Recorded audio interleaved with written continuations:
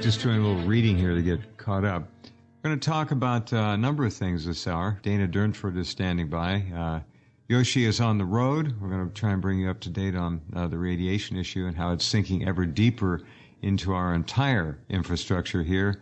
Not talking about bridges and airports and schools. We're talking about the soil, the water, and the air, and the things we depend upon for a reasonable lifestyle, i.e. food. Now, here's a story I just came across. I got to read a little of this. This is interesting. Alex Jones' lawyer says his client is just playing a character in his radio shows as a conspiracy theorist's ex-wife demands custody of children from her unstable husband. She's concerned about him. She says the host is unstable and that his kids watch him broadcast from home. And she's worried that the threat against Schiff constitutes a felony. Jones walked back the threat on his show, saying it was just tongue-in-cheek. She wants custody of their 3 kids, aged 9 to 14, whom he's had since 2015. This is quite a sad soap opera. He's trying to get custody of the 3 kids. He's playing a character, his attorney Randall Wilhite said at a recent pretrial hearing. Gee, and all his fans thought he was sincere. Well, there's one thing, let me stop this. There's one thing I can say about Alex Jones. I don't know of much, if anything, he has said about Fukushima, radiation, the constant exposure to low-level radioactivity in these formerly United States, whether he be playing a performance character or not. He has had an opportunity like we have, and we've done this for you for over 6 years now, to bring the truth to you. And Dana Durnford is standing by up in British Columbia. Hello, Dana. Yeah. Hi, Jeff. How are you? I didn't know that story, so. But. Yeah. Well, it's part of the landscape. Alex covered Fukushima and the crew extremely well, man. The first couple of months, even the first 4 months, 5 months, hardcore. But a couple of years later, What's Fukushima? Oh, I know. Yeah, that's fact. They were really good too, man. Their first few months. He got talked to. First week, it was crazy good. Yeah. I got so much of what they produced. It was like spot on. When you look back 6 years later, it was spot on, man. I wish he had kept it up. They were like me on Overdrive. Yeah. And you, right? They were like hardcore. And then all of a sudden, they couldn't find any here. They had a whole new crew working for them. And I'm actually putting together a whole presentation on it because I'm sick of it. And so he's selling iodine. Potassium iodate. Yeah. Right. This is based upon Fukushima, though. And the narrative, I've covered some of it before, but I'm going to do a whole thing on it, yeah. Paul Joseph Watson covered a whole... And he's spot on, too, man. Watson has really distinguished himself. In the beginning, he was kind of a... I don't want to say flake, because he's smart. He's a smart guy, but he has really come forward and produced some extraordinary videos telling the truth. So I salute that. On some sides, but he's... I had him on the program here. He hasn't come out about Fukushima lately in the last couple No, years. but that's the point. None of them are. They talk about radium and radon and stuff like that. It's all misdirection. Misdirection. I really disrespect people who do that, yeah. It's misdirection. It's steering us away from reality, which is we are being literally exposed 24/7, low dose, but it adds up, folks. It doesn't go away. So yeah, and that's very true. I remember very well what was going on in the beginning, but it all went away. It just went away. Didn't go away really here. I got it in my archive, so Yeah. It's going to come back and haunt somebody, I can assure you. Yeah. Well, CDC They covered the jet streams, they covered the ocean currents, they covered the meltdowns, they covered Reactor 3 really well. And they were the go-to people originally. There was a lot of people out there looking for street creds right away. Were really articulating type, brought in some big hitters, and then they turned out to be sellouts shortly after. And there was just this whole pandering thing going on with the industry. And you really seen their reach and their power and their influences show up as you look, especially when you go back. We live in this world now where, like before it was on TV, you never see it again. Now it's all over the internet. It's stashed here, it's on hard drives, it shows up, it keeps popping back up. And so now we can look up and look at any site, and see their narrative for the last 6 years and dissect that and show whether they're honest or genuine or sincere or just clumsy or malicious. And that is like, we've never seen that in the history of humans on this planet before in any kind of capacity close to it. It's an extremely weird time, useful time to be alive and active. Yeah, I agree. Yes, indeed. We are now 6+ years away, and I don't know how we are going to come up with a hard science. You've done so much work, but how do we get past the blockade that has been thrown up in your face and my face by organized science that knows damn good and well what's going on here? Now we have this thing going on in Korea with 3 nuclear aircraft carrier task forces going up there, and those nuclear carriers, as you know, have on board a number of nuclear warheads that they can use to send off with their either missiles or their jets and drop them. They're tactical. I don't know if somebody decides to make an issue of these aircraft carriers, i.e. Sink 1 or 2 of them and then use it as a false flag to generate a full-blown attack on North Korea. We won't know for sure who sinks them. We're not there. We can't prove it, but we can make a pretty good guess that there's something fishy going on if we watch the situation carefully and closely and pay attention, and which is what we have to do. We can't rely on the media to tell us anything that's true. It won't happen. So, well, what do you think? I mean, they can light it up anytime they want. There's nothing we can do about it. Right. We're not in a position. If they light up with nuclear, we'll never know whether it was staged or real. Like Kim Jong-un right now, he wasn't even born when all this started. And all countries were basically dictators in the 1950s and 60s anyway. Exactly. Yeah. You know, like there's people might say that Roosevelt wanted to go to Japan, but he had to wait for Pearl Harbor. And people will tell you that President Wilson wanted to go to war in Germany, but he had to wait for the Lusitania, and that Johnson had to wait for the Gulf of Tonkin to get into Vietnam. Or McKinley war with Spain over the Maine, the battleship sinking of the Maine. These were all catalysts, the same as Fort Sumter. You know, these were changing moments in history. And all of these were based upon staged events. These are proven now, yeah. And Patrick Clausen, you hear him bragging about it at the Washington Institute, which is a think tank for the military-industrial complex. And it's basically an Israeli think tank, really. Which most of them are aligned to that. You got it.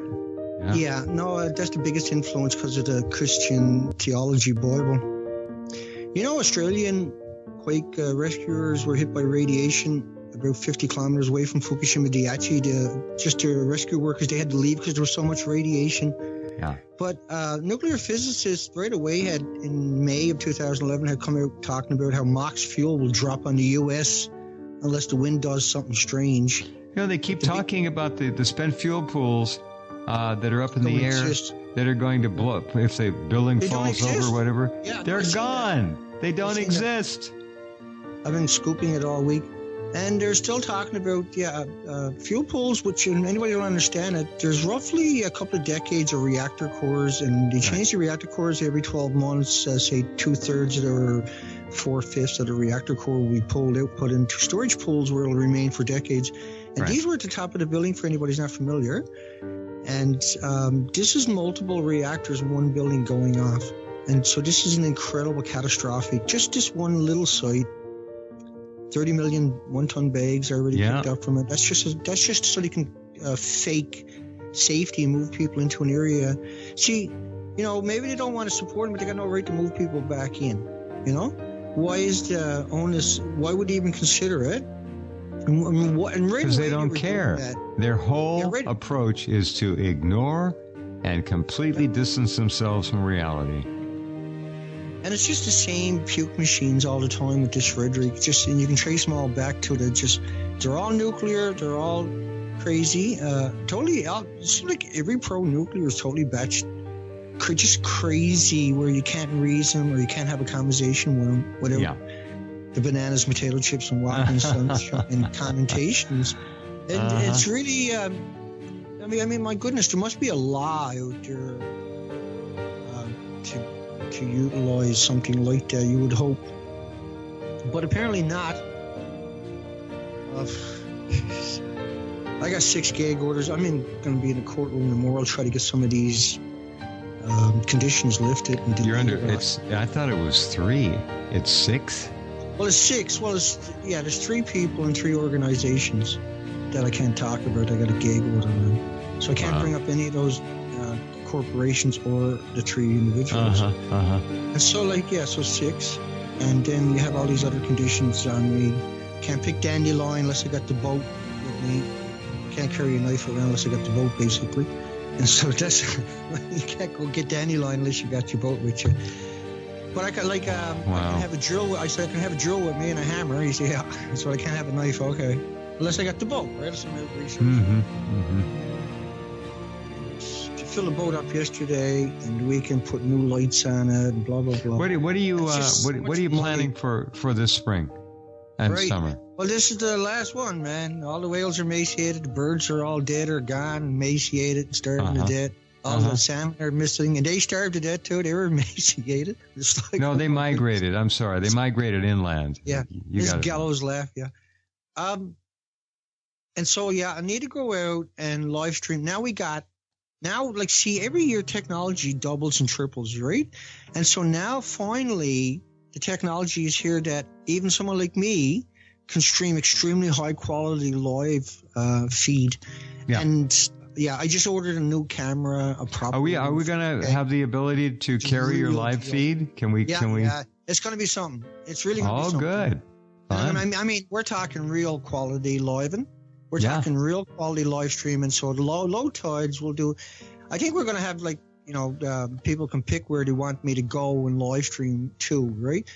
That kind of what a kick. That's going to be great. Open. We'll go wherever, and because we got all equipment, basic equipment by far at this stage, and we're very seasoned, and we need to do something to really. We need to fight with everything we got, and I don't know what else to do. I think that will finally, because it's such high quality available. Sure. Just showing that whole coastline naked, and where all the salmon boats are too, where there's no birds there anywhere to be seen. You get like 200 boats in this one spot, and there's no birds anywhere. But it's going to be super high quality, indistinguishable from TV. And I got all that nailed down now. It's not like it was last year or the year before. It was still difficult. Now the technology has finally broke through. And the equipment I got coming, I guess a stupid amount of equipment, but the cameras that are coming are just spectacular. Wow, you're going to have somebody on board with you to help set the shots up and all that? Oh, you have to. No, it's going to be a high ball operation when we go out and do it. So I'll be able to put a window up and we'll just have it streaming there at any time. Absolutely. Oh, yeah. It's going to be very nice. Like you say, 4 hours a day at least of streaming for low tide zones. Wow, terrific. And so it's going to be something to look forward, I think. And because technology has changed dramatically, but I'll be able to feed the drone out live, and I'll be able to feed the underwater camera out live also at the same time. And I do have the equipment and the horsepower to pull that off. And so it's technically going to be really, this is the year for it. And we can't change the ocean. We can't change the fact of what happened. We can change the future, though. We can give people hope. We can, if the planet wakes up, we'll come up with solutions. But if the planet is asleep, there's only a handful of people. Right, The people don't even know the spent fuel pools don't exist anymore, for God's sakes. That law is going to blow. Right? They done it to themselves with those lies. They really buried themselves. They can't get away from those lies, and they got to keep telling it. And the more they tell it, the more preposterous, more ridiculous it sounds, and the more people lashing at them now. The 6th anniversary. Dana, excuse me, do you have still photos of the plants today now showing where the spent fuel pools used to be with a big arrow before and after? Incredible stuff with that, yeah. Well, if you want to send it down, I'll post it. I mean, that's just crazy. Yeah, it's like for sure. There's no. It's seen, like you say, the nuclear scientists out there that have spoken out and said the fuel pools are there. That's kind of all these academics and media. This is really going to blow up in their face this year. It's just because we have also so many deaths, is the way I see it. So many die-offs, and you're going to see a collapse. We're seeing a collapse right now of the whole coastline of all the industries. And so tell us more. Wait. Tell us more. Which industries? Who? And where? Like, it seems to me that the whole coastline of North America, Americans and Canadians are going to do without salmon for starters. The herring, anchovies, the squid, the sardines have all flopped a couple years in a row. The birds have all died off. Fishermen are going out and being skunked. You're starting to see everybody selling licenses and boats. Now, still not understanding. There's still so many people, like you say, the majority of people still totally in the dark. But they're not going to stay in the dark any longer. You can't hide it any longer. And we said that last year for, because no one expected an accident to have these catastrophic effects. No one expected it to happen, the results to be so, the die-offs to be so wide and so varied where everything starves to death. Yeah. That's right. Like I have to stare it in the face all the time because I've done the whole coastline.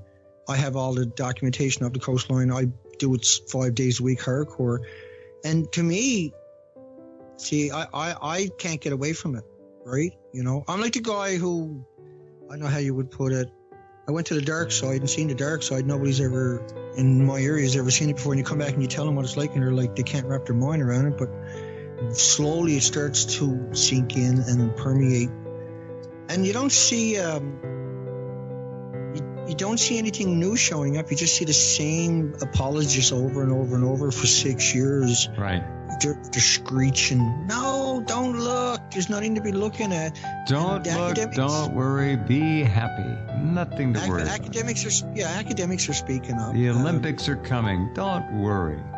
Yeah, how is that going to play out, right? You can't go anywhere near this place because...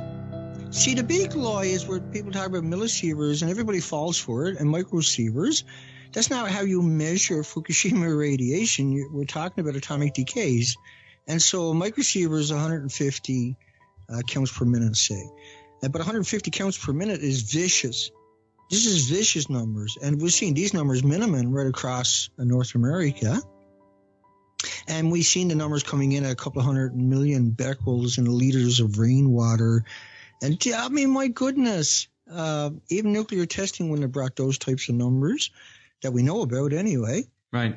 And then to see the insect world disappear and the microscopic world and see just the worst nightmare of everything starving to death. How can a whale, like a killer whale, starve to death? How can tens of thousands of seals and sea lions starve to death? And when you're someone like myself or yourself who really went in deep on this subject, you can see it. But to the average person, I can't blame them for not wanting to understand it. But there's no way to, they're so savage out there now in the media. They make fun of the death of the ocean. They make it seem like that's to be expected, and they keep trying to go with this global warming. Now, what is the deal with people now? There's a strange fatalistic acceptance about Fukushima. They didn't even want to know about it. There's a strange fatalistic acceptance about World War III. Oh, well, it's going to happen. There's no panic. They're not showing anxiety. They're not out in the streets yelling and demanding that Trump pull back the dogs.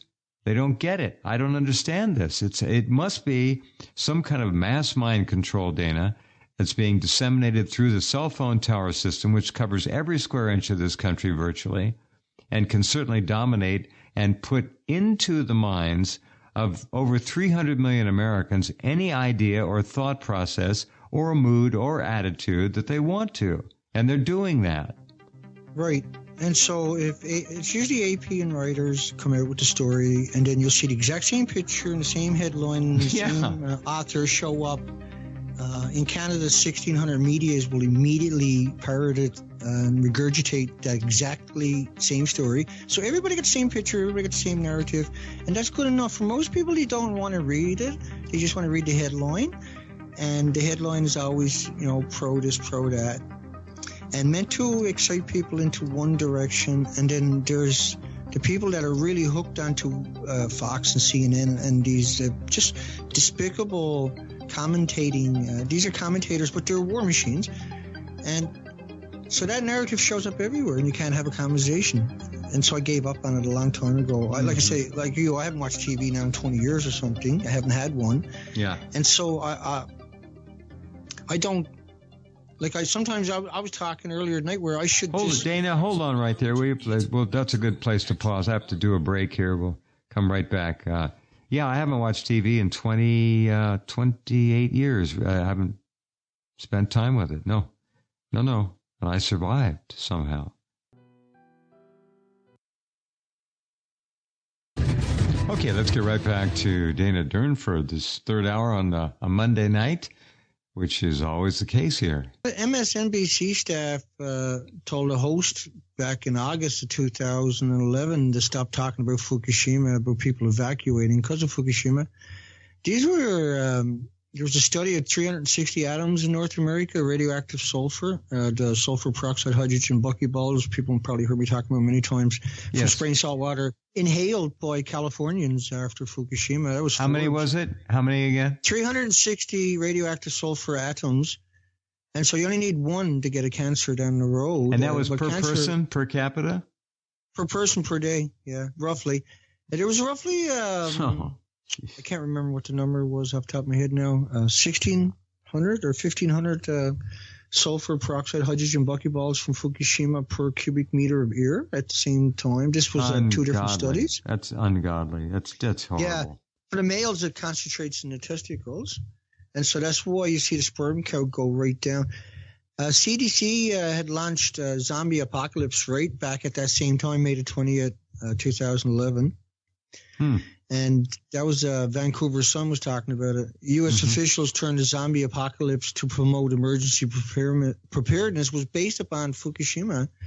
There was another interesting one where Obama was told by K-A-N, who was the prime minister at the time of Japan, that the helicopters failed. The water drop was a success. And Obama had come out and said he had complete confidence that they had it under control. And Hillary had allowed food to come in without checking it for the first couple of years. And then all of a sudden, they banned it from 14 prefectures right after a couple of years. But the first couple of years, they let all this highly radioactive stuff that was banned in Japan, they shipped it over here. So they murdered you big time. That's why Hillary was freaking out so hard when she didn't win. They were going to do us big time. They probably did, who knows, but her crew was going to do the job in a real bad way. Yeah.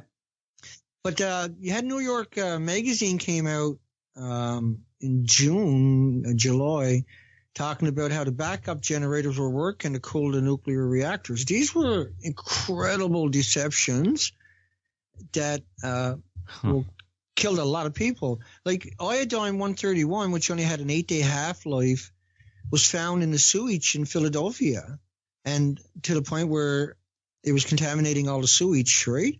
Yep. But this was many places along the coastline we've seen, but Philadelphia happens to stand out.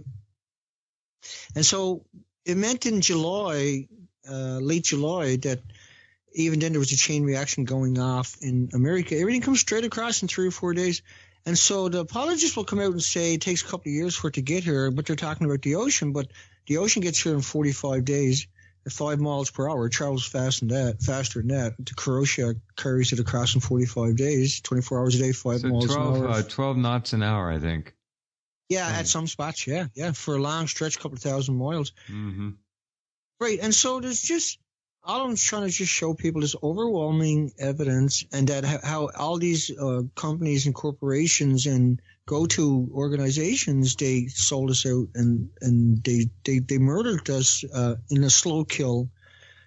they're turning the heat up slowly, so to speak. That was shocking betrayal. And a lot of these people, like the head of the EPA watch at the time for radiation watch was promoted by Obama up to the head of the air, land, and sea and water. I can't remember what it was for the Americans, but it was really shocking that here was the person who done the cover-up gets promoted by Obama. Like California, right, there's, it was a drought going on. They had big rains right after Fukushima, Manya, for the next couple of weeks, right? Big, huge rains. Yeah. Yes. Yeah. And so rain is your biggest enemy. It rains out. Now, a single plume would go up into the atmosphere. It could take 10 years to rain out. This thing never stopped kicking it out. And the numbers that it kicked out originally would, like we started the show off talking about multiple reactor cores at the top of the buildings. Right. When that blew up and caught fire, this was really lethal stuff. People in the Fukushima prefecture were having their hair stripped from their body and were puking uncontrollably in the streets. I mean, there's one street in Fukushima where over the last couple of years, there's over 7 people dropped dead. And just one shopping street in the Fukushima prefecture. Not too far from where they're going to have the Olympics. But, I mean, what's the odds of 7 people dying on one street within a couple-year period?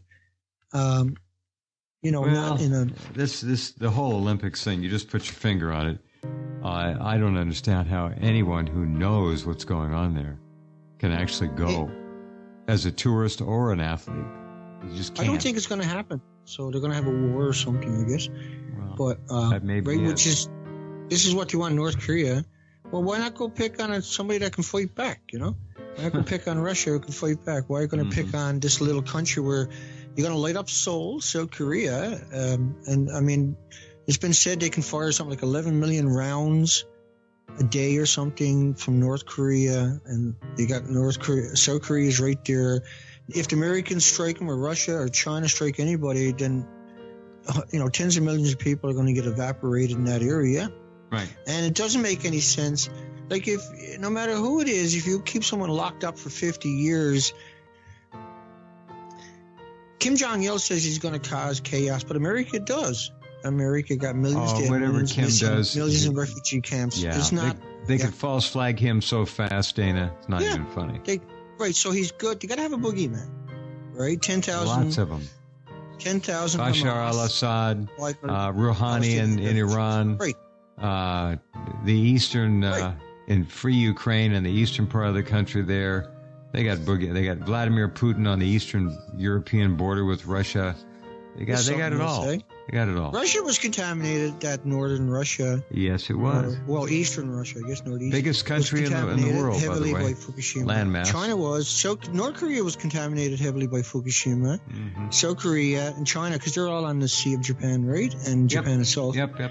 And then Philippines was hard hit, and it got hard hit by those typhoons that were hitting 235 miles per hour. My goodness, if 235 miles an hour, like what just happened in Australia was probably the most frightening thing I've ever seen. There's people there, Jeff, where the winds got down to 100 miles an hour and they thought it was pretty good. But they went 30 hours at 160 to 200 mile an hour gust. Mm-hmm. For 30 hours. I remember. One guy lit under his table there in Australia last week for 30 hours. And then he got up when the storm finally broke and went to his mom's house, and she had done the same thing and survived it. He said, never, ever, ever seen anything like it. Nothing like that. Well, we don't hear, that story was not covered over here much at all. Well, I've been out in 100 mile an hour winds, and on the ocean, and going up and trying to get to the bow was incredibly difficult. Just to try to pull yourself down to check the anchor and beach lines was incredibly difficult because of the wind. So what was 160 which is confirmed 163 was confirmed at the local airport in that area where they were too. But we know for fact it was gusting much higher than that, and speculations from forecasters was a couple of hundred miles per hour, but it would have hit higher than that. Didn't see any stories over here about it. I'm not saying there weren't any, but I didn't see any. It didn't. No, it didn't show up. I collected hundreds of videos from the locals that were uploading it. I got nothing from CNN. I got nothing from MSNBC. Nothing from Fox. Well, that's all I got. One from Fox, and it was shocking. Nothing from BBC. Right. These are. You're talking. There was one guy there, 42 yachts. All of them got sunk. and he's been there generations, right? All of them sunk. Like, look what happened to Haiti last year, where it hit 200 mile an hour sustained wind, and that place is still completely wrecked. It leveled, it limbed, it tore the pavement right off the road there. We've seen it in Fiji, we've seen it in New Mexico, or Mexico. It's almost like the jet stream is dropping down, although the jet stream is 600 miles an hour, and God forbid that happen. Anywhere on the planet, and the media goes, kind of reports on it. I scoop it up, and because I understand the value of it, and so I scoop it all up. But it's what? We've never seen it on the planet before. This is Fukushima's, and this is not going to stop. This is only going to get worse. We're going to see winds getting much higher. That's right. And so, like, at some point soon, this is really going to hit a big city. We've seen China get slammed with 235 mile an hour winds late last year. That was incredible. They managed to hush that up. I grabbed a whole folder on videos that showed up. There was something like in one spot, 500 million trees were torn off, tipped over. Wow. Wow. This was incredible. Like, big cities have a couple of million people in China where there was you couldn't ride a bike anywhere, let alone a car or something like that, because trees limbed everywhere. And these trees were there for like 100 years, 150 years. I mean, the whole part of that country, they buried it, but we got the footage that showed up. Yep. And so I was taking the Chinese language on the video and re-looking for that stuff, and then finding other people from those communities were in total shock at the damage, never seen nothing like it. Right. And the death of the Pacific is not going to go away. We got the glaciers are disappearing in many countries all of a sudden now, starting to show up. Well, I've been looking for it and it's showing up in many countries where the glaciers are gone completely or about to disappear. Mm-hmm. And everybody's like, what's going on? Nobody's really able to articulate that, hey, you don't suppose there's all that radiation for Fukushima. This is catastrophic because the glaciers are the lakes, the streams, the estuaries, and the coastline regulates the temperatures, and the estuaries, the fish, the trout, the frogs, and everything else.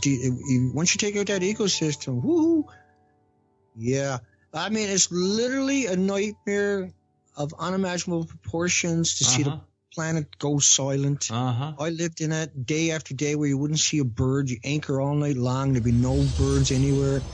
You go ashore each day to get a bath in the local rivers, and it was no spider webs. There was no birds hopping around on the branches, these overhangs. It was really surreal to the point of we left food, me and Cherry up there by Bella Bella, we left food on a table outside the tent for 3 days, raw meat, and no animals come by and stole it. We were gone off in the Zodiac doing surveys, and you come back, it was still sitting there all night long, in the tent, and you would hear and the forest is right there, you're right up on the water, and the forest right there, and still no animals, and no insects bothering us. That was really, it haunts me constantly, that experience. I don't think I'll ever recover from that, because I'm not used to it. I'm used to flies tearing you apart. I'm used to animals stealing everything you got. That's right. I'm used to the place. Sure, used to hiding it up high in a tree so the animals don't loot it when you're gone, and all these precautions. Sometimes you got to leave someone behind to take care of the campground because the animals will take it on you. And to see that, the whole coastline, and to understand what's really happening through the media reports of the starvation of the animals. Sure. Yes. That's going to come. It's really going to come in everybody's face. It has already. We made sure of that by constantly keeping alive, Jeff. But a war is not going to change it, right? Is what I'm trying to say. I think is a catastrophic. No, a war is just to feed the beast. That's just. That's what Syria was. Yeah, started 6 days make money. After. Yeah. And that was a big distraction and a real distraction. I was showing that drone footage from Syria today, and it's just like the creepiest thing imaginable. Here's this community of 1 million people, and every building is rubble. There's nowhere to go back to. There's nothing there. There's like your life is gone. Your graveyards are gone. Like all your family pictures, your heirlooms. If we done that to a modern day American Canadian city, every country on the planet would be donating billions of dollars because it was a catastrophic event. But it happens over there, we do it. I mean, we went in Iraq and Afghanistan for 5.5 million rounds a month to get 10,000 Taliban. 5.5. We shot everything. We leveled everything. Right? It's what and the kids that are doing it, I mean, they got to do what they're told, or they get shot in the back of the head down there. They get fragged with a grenade or whatever the case may be. This misery machine. And it's just, it won't give it up. It won't go away. It won't. We keep sending our children to join it. We let our friends join it. We're not able to comprehend what's happening. We can only look in reflection and understand there was a mistake sometimes. But we can't seem to look ahead and say, hey, this is stupid.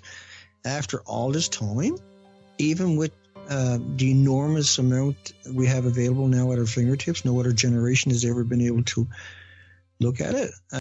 We all know how terrible it is, but let's go hit North Korea. Let's go hit these most impoverished places on the planet that live on $1 a day. They got at least 6 solid flashpoint venues for war.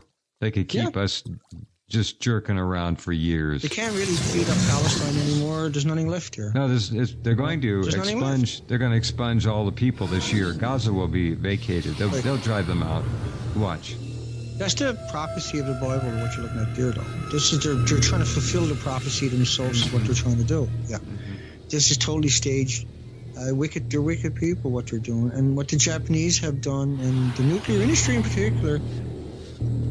I just want to live long enough to see them pay for what they've done.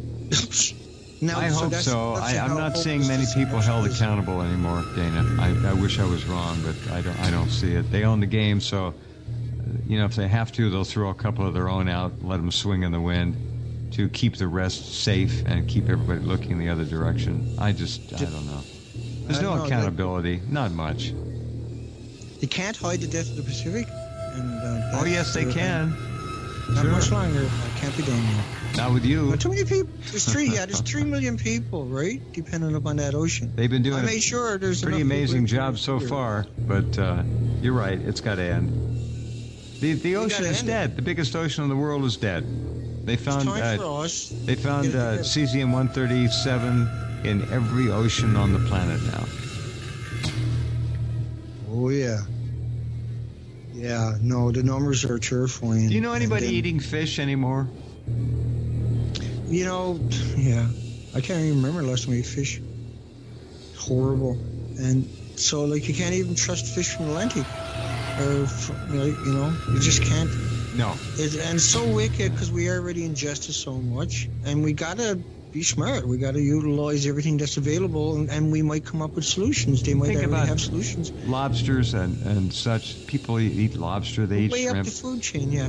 People think that, there's fish out there, therefore there's no issue. It's literally the stupidest thing imaginable, but they're lulled into that world. True. And, yeah.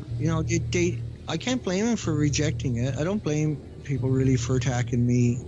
And I never did in one sense. I get upset about it and, whatever.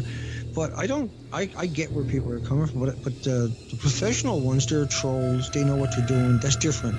But the average person who doesn't understand and thinks I'm full of nonsense or thinks he's not from Harvard or Yale or Berkeley or Stanford or something like that. But I get those people. I understand where they're coming from, and I don't hold a grudge against them. Well, you really can't. They're just, look. It's not the people I'm talking. No, understood. Yeah. I'm talking about the institutions, the journalists that could look it up and say, for 70 years I've been saying it's like a banana. It turns out it's not like a banana. How is that not embarrassing and humiliating? See? Well, it's not, because that's the game. Who can sell us the lie the best? That's the right. job.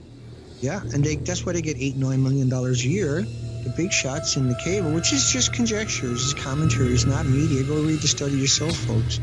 Go look up the other narratives. Never conceive, and I do that with everything. I look up all the narratives I can find, make up my own mind the best I can, right, in the hopes, right? And so that's why I had 7,000 lectures before Fukushima about nuclear. Well, that's what they do. They know the rules. And when you own the media and it comes at the average person 24/7 from every possible media platform, what are they going to do? Yeah, the way I see it, I think, is I forgot how many times I've been privileged or blessed, whatever you want to call it, in every context of that. And, I've never taken it for granted, but I've forgotten because I've, worked to position myself all my life into those spots where that is the order of the day. And I've always been grateful for everything. But I had worked hard my entire life to do things, but I had always been grateful no matter how small it was. And I always seen it as a duty, right, to make sure, that I... Well, it's a responsibility, it's a duty, it's also a privilege. You have the skills, you have the ability to communicate. You're a person who people listen to, and so you're doing the right thing. And that's what we're all supposed to do. Whatever it is, we're supposed to do it to the best of our ability. Long before Fukushima, I've forgotten how many people I have pulled off the bottom of boats or off rocks or out of the water. And I can't possibly remember it. That's the world I come from, where you will give your life gladly so that they don't suffer without some hope, right? And it's a reflex in you, because Dana, you're what all of us ought to be. You're the guy who saves the other person, wants nothing from it, doesn't even hesitate to reach out. That's what you're trying to do with what you're doing. No names are necessary. No names needed. No. I totally understand. So now, like God gave away shoes to people that we rescued and clothing for them, and so happy, just so proud of it. Sure. But that's something you don't brag about. It's not something you want to talk about. It's of course not. There's an incredible amount of emotions attached to it. Right. And it's something it's something that is not something you can just go pick up and do. It's something that has to happen. It's the road you got to walk, and it's the test of a lifetime. I've dropped people off on islands. I'll blow my own horn. I drop people off on islands to go rescue other people because it's too dangerous. And I probably said it before, where they had families and they couldn't deal with it. I've seen people on the deck sliding back and forth the deck talking to Jesus. Oh, God, oh, God, oh, God, please get me off this boat and I'll never get on the ocean again. And literally just washing back and forth on the deck, and you got to grab them, bring them inside and put them in a corner and keep your eye on them because they've lost it. Yes. I mean, totally lost it. I've seen that several times, And so you have this compassion, I guess. But that's something that's built into you. And this is what I see when I see all these animals and all these headlines, all these stories, and all these people, all these comments, and the things like you and Yoshi over the years.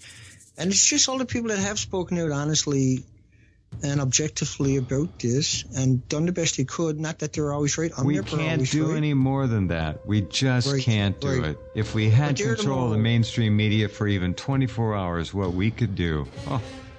Yeah. Change the world. And that's what we got to do. We got to end war, end the misery machine, get rid of the GMO. They're getting ready to ramp it up again. These idiots. No, we're taking it over. That's how I feel. Yeah. I feel that's true. I don't know. Got to keep going. Thank you, Dana, as always, for everything you've done. Thank you, Jeff. Hugs for everybody. Thanks a lot, Todd. Hugs for everybody. Take care, folks. Talk to you soon. Mr. Dana Durnford, and he has done a lot. All right. Yoshi sends his best, and we'll be back tomorrow night, 21 hours. Got a good program tomorrow night, as always, and hope you'll be able to join us. Talk soon.